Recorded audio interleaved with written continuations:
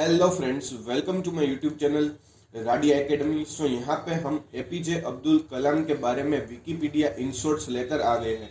Wikipedia in shorts यानी कि APJ Abdul कलाम के बारे में यहाँ पे हमने अप्रोक्सीमेटली यहाँ पे टॉप 50 क्वेश्चंस इस वीडियो में हमने प्रोवाइड किए हैं। यानी कि इन शॉर्ट्स आपको विकिपीडिया में जाके एपीजे अब्दुल कलाम के बारे में कुछ जानने की आवश्यकता नहीं रहेगी, बिकॉज विकिपीडिया इन शॉर्ट्स यानी कि विकिपीडिया से जो इम्पोर्टेंट क्वेश्चंस एपीजे अब्दुल कलाम के बारे में है वो हमने यहाँ पे इन शॉर्ट्स प्रोवाइड किए हैं। सभी इम्पोर्टेंट क्वेश्चंस जो विकिपीडिया में होते हैं वो हमने यहाँ पे इन शॉर्ट्स प्रोवाइड किए हैं, यानी कि Wikipedia in shorts by Radia academy. So यहाँ पे एपीजे अब्दुल कलाम के बारे में टॉप 50 क्वेश्चंस से भी ज्यादा यहाँ पे हमने प्रोवाइड किए हैं। अगर ये आप वीडियो देख लेते हो तो यहाँ पे आपको विकिपीडिया में जाने की जरूरत नहीं पड़ेगी। एपीजे अब्दुल कलाम के बारे में सर्च करने की प्रारंभिक जीवन से लेके अंतिम जीवन तक सभी इंपॉर्टेंट क्वेश्चंस एपीजे अब्दुल कलाम के बारे में इस पीडीएफ में हमने प्रोवाइड किए हैं। सो यहाँ पे हम टारगेट रखते हैं 100+ लाइक का। अगर 100+ लाइक इस वीडियो को आप करते हो तो मैं ये पीडीएफ आपको डिस्क्रिप्शन में लिंक दे दूंगा। So let's start. APJ Abdul Kalam का प्रारंभिक जीवन पहले हम जान लेते हैं एपीजे अब्दुल कलाम का पूरा नाम क्या है। अवुल पकीर जैनुलाब्दीन अब्दुल कलाम। अवुल पकीर जैनुलाब्दीन अब्दुल कलाम, एपीजे अब्दुल कलाम, जो मिसाइल मैन और जनता के राष्ट्रपति के नाम से भी जाने जाते थे। 15 अक्टूबर 1931 को धनुषकोटी गांव रामेश्वर तमिलनाडु में है।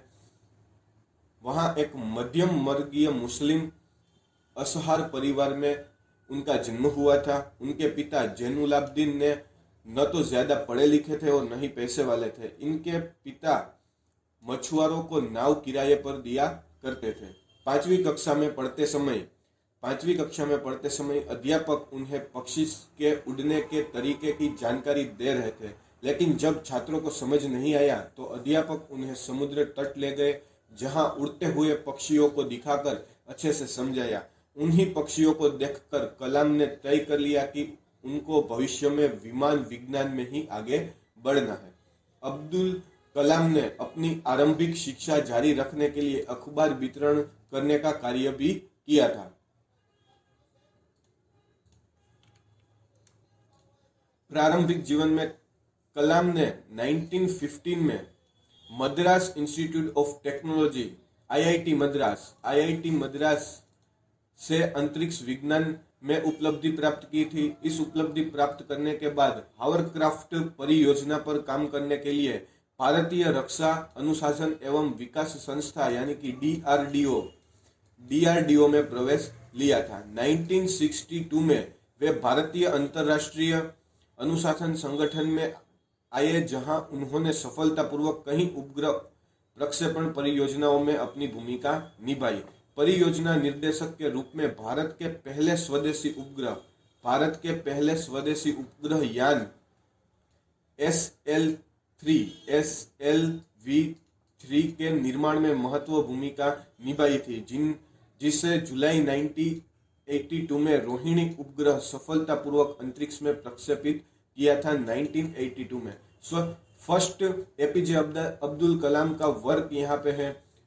उपग्रह प्रक्षेपण यान SLV3 के निर्माण में पहले तो महत्व भूमिका निभाई थी और 1982 में रोहिणी उपग्रह सफलतापूर्वक अंतरिक्ष में प्रक्षेपित किया था एपीजे अब्दुल कलाम ने पहली बार। सो ये हमारा इंपॉर्टेंट क्वेश्चन है।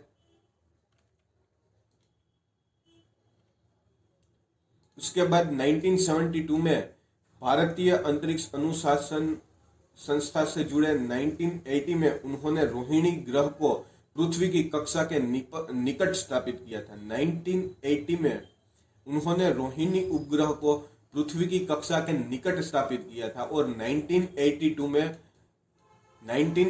में यहाँ पे आप देख सकते हो 1982 में रोहिणी उपग्रह सफलतापूर्वक अंतरिक्ष में प्रक्षेपित किया था। सफलतापूर्वक 1982 में रोहिणी उपग्रह को अंतरिक्ष में प्रक्षेपित किया था और 1980 में उन्होंने रोहिणी उपग्रह को पृथ्वी की कक्षा से के निकट स्थापित किया था।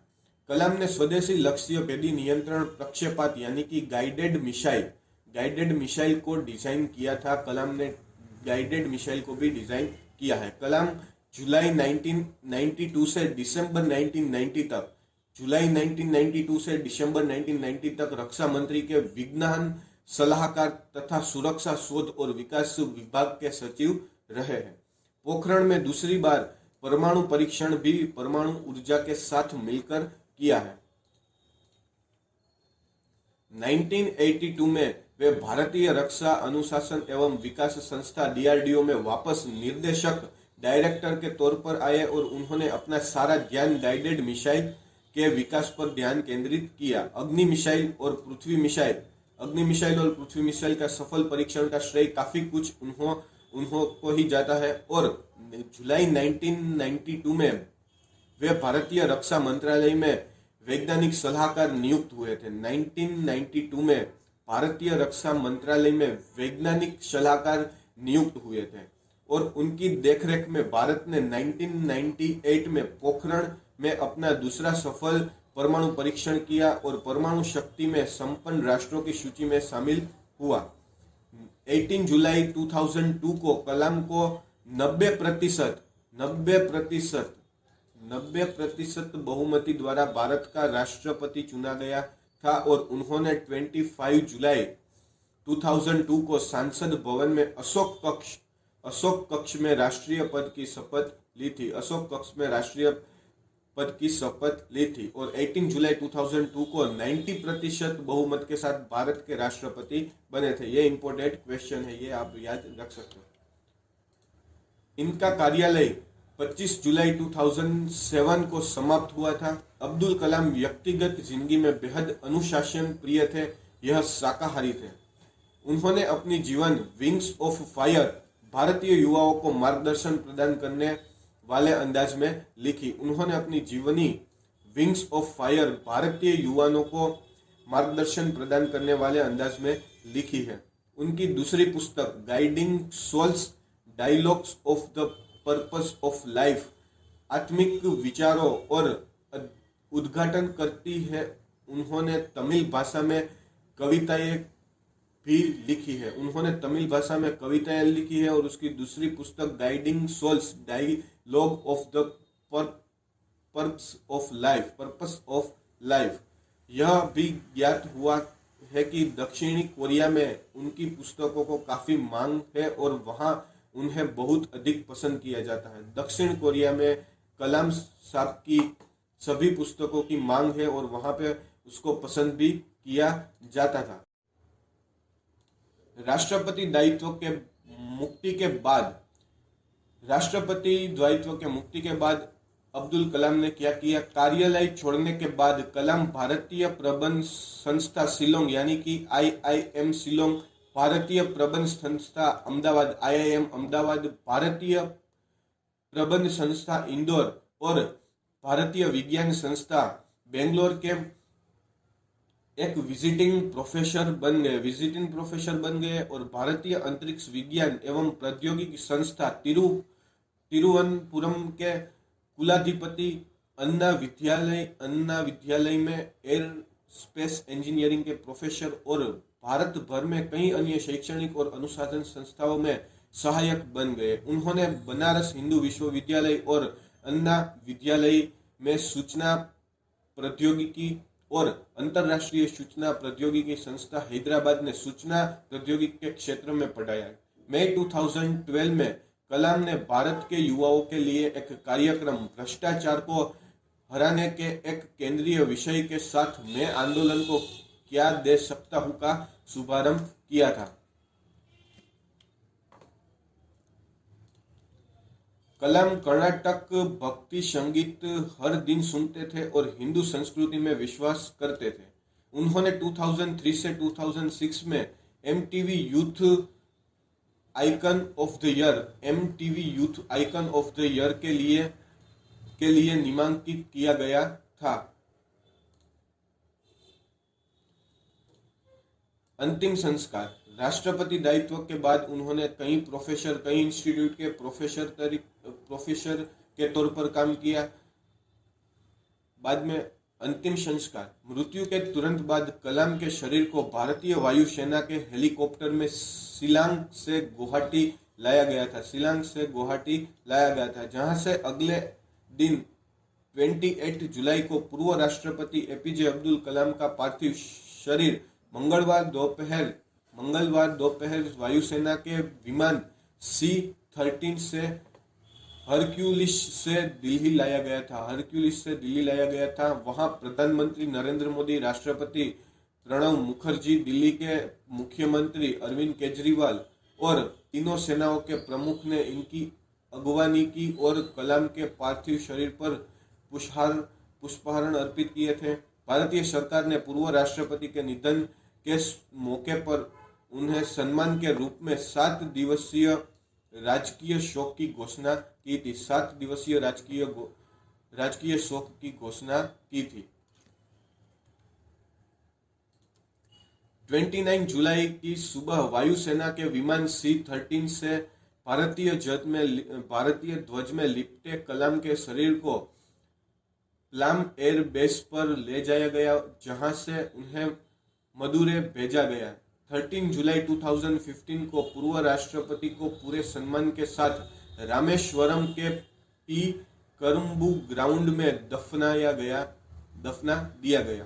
प्रधानमंत्री नरेंद्र मोदी, तमिलनाडु के राज्यपाल और कर्नाटक, केरल और आंध्र प्रदेश के मुख्यमंत्रियों सहित 3,50,000 से अधिक लोगों ने अंतिम संस्कार में भाग लिया था।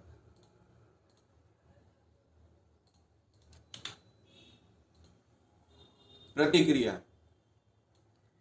भूटान सरकार ने कलाम की मौत के शोक के लिए देश के झंडे को आधी ऊंचाई पर फहराने के लिए आदेश दिया और श्रद्धांजलि में 1000 मक्षन के दीपक भी भेंट किए। भूटान सरकार ने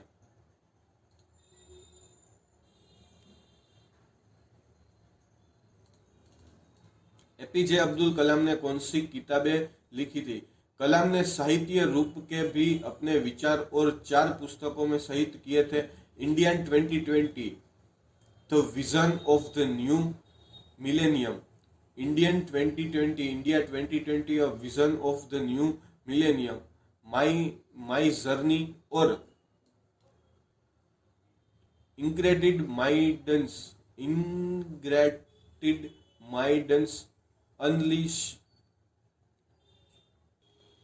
unleashing the power within India।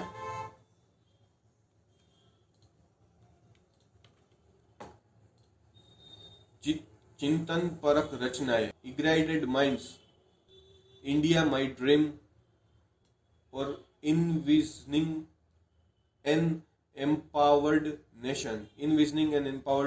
चिंतन रचनाएं एपीजे अब्दुल कलाम की ये 3 है। आत्मकथात्मक रचनाएं, wings of fire, scientist to president और माई जर्नी, मेरी जीवन यात्रा। ये आत्मकथित रचनाएं हैं एपीजे अब्दुल कलाम की। पुरस्कार एवं सम्मान, एपीजे अब्दुल कलाम के पुरस्कार और सम्मान। कलाम के 79वें जन्मदिन को संयुक्त राष्ट्र द्वारा विश्व विद्यार्थी दिवस के रूप में मनाया गया था। कलाम के 79वें जन्मदिन पर भारत सरकार द्वारा उन्हें 1981 में पद्म भूषण और 1919 में पद्म विभूषण का सम्मान प्रदान किया गया था, जो उनके द्वारा इसरो और DRDO में कार्यों के दौरान वैज्ञानिक उपलब्धियों के लिए तथा भारतीय सरकार के वैज्ञानिक सलाहकार के रूप में कार्य हेतु प्रदान किया गया था। 1997 में कलाम साहब को भारत का सर्वोच्च नागरिक सम्मान भारत रत्न प्रदान किया गया था, जो कि उन्हें वैज्ञानिक अनुसंधानों और भारत में तकनीकी के विकास में अभूतपूर्व योगदान हेतु दिया गया था। वर्ष 2005 में स्विट्जरलैंड की सरकार ने कलाम के स्विट्जरलैंड आगमन के उपलक्ष्य में 26 मई को विज्ञान दिवस घोषित किया था। स्विट्जरलैंड की सरकार ने स्विट्जरलैंड में कलाम के आगमन के लिए 2005 में 26 मई 2005 में नेशनल स्पेस सोसाइटी ने वर्ष 2013 में उन्हें अंतर्राष्ट्रीय विज्ञान संबंधित परियोजनाओं के कुशल संचालन और प्रदर्शन के लिए वॉन ब्राउट अवार्ड से पुरस्कार दिया गया था। सो यहाँ पे हमने लिस्ट प्रोवाइड की है। 1981 से लेकर 2014 तक एपीजे अब्दुल कलाम को जो भी पुरस्कार दिए गए हैं यहाँ पे है। 1981 में पद्म भूषण भारत सरकार द्वारा दिया गया था। 1919 में पद्म विभूषण भारत सरकार द्वारा दिया गया था। 1994 में विशिष्ट शोधार्थी इंस्टीट्यूट ऑफ डायरेक्टर्स ने दिया था। 2007 में king Charles II medal royal society United kingdom ने दिया था। 2008 में डॉक्टर ऑफ साइंस अलीगढ़ मुस्लिम विश्वविद्यालय ने दिया था। यहाँ पे पूरी लिस्ट है, यहाँ पे आप देख सकते हो, हमने यहाँ पे पूरी लिस्ट दी है। 2014 में डॉक्टर ऑफ साइंस एडनबर्ग विश्वविद्यालय यूनाइटेड किंगडम ने दिया था एपीजे अब्दुल कलाम को पुरस्कार। 2008 में doctor of engineering Nanyang technology विश्वविद्यालय सिंगापुर ने उसे ये पुरस्कार दिया था। सो ये कई सारे पुरस्कार हैं जो एपीजे अब्दुल कलाम को मिले हैं। और यहाँ पे एपीजे अब्दुल कलाम की सिग्नेचर का ये स्कैन है, ये पूरा आप देख सकते हो, एपीजे अब्दुल कलाम की सिग्नेचर है। और ये कई मेमोरीज एपीजे अब्दुल कलाम की है। ये फोटो जो INS सिंधु रक्षक पर तत्कालीन भारतीय राष्ट्रपति कलाम, सो ये यादगार फोटो है, ये हमने यहाँ पे लास्ट में मेंशन की है, आप देख सकते हो। और अब्दुल कलाम के निधन पर काला रिबिन दिखाता गूगल का मुख्य पृष्ठ। सो यहाँ पे जब एपीजे अब्दुल कलाम का निधन हुआ था तब गूगल ने यहाँ पे काला रिबिन, ब्लैक रिबिन दिखाकर उसको श्रद्धांजलि दी थी। ये उसका इमेज है, गूगल ने उसके निधन पर काला रिबिन लगा के उसको श्रद्धांजलि दी थी। सबसे उत्तम कार्य क्या होता है? किसी इंसान के दिल को खुश करना, किसी भूखे को खाना देना, जरूरतमंद की मदद करना, किसी दुखियारे का दुख हल्का करना और किसी घायल की सेवा करना। अब्दुल कलाम। सो यहाँ पे हमने अब्दुल कलाम के प्रारंभिक जीवन से लेके यहाँ पे निधन और अंतिम संस्कार की प्रतिक्रिया और उसकी चिंतन परक रचनाएं, आत्मक कथाएं और पुरस्कार और सम्मान सभी यहाँ पे हमने एपीजे अब्दुल कलाम के बारे में यहाँ पे प्रोवाइड किया है। अगर आप यहाँ पे हमारे वीडियो को 100+ लाइक देते हो और हमारे वीडियो को पसंद करते हो तो ये पूरी पीडीएफ आपको डिस्क्रिप्शन में लिंक मिल जाएगी। Thank you.